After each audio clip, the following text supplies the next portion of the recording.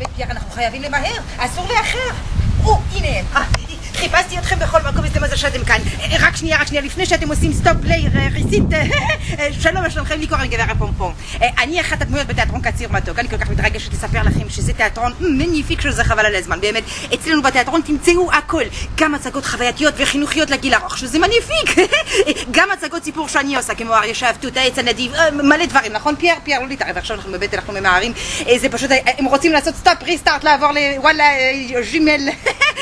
וגם אנחנו עושים ימי הולדת. כל ההצגות שאתם רואים אצלנו, אפשר לבוא גם בגרסת יום הולדת. אז תזכרו, תיאטרון קציר מתוק. הילדים גם נהנים וגם לומדים, וזה פשוט מניפיק. ואני עכשיו למעט, אני צריכה להגיע, אולי אתם יודעים, סליחה, איפה זה רחוב צ'רניחובסקי?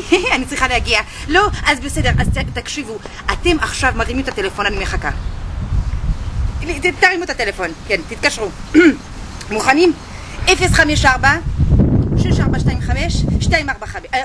אני רואה שאתה לא מתקשר, קדימה, לא להתבייש, תרים את הטלפון, זה בסדר, אנחנו נחכה לך. ולהזמין אותנו למתנסים, לגני ילדים, לספריות, אפילו לירח אנחנו מגיעים.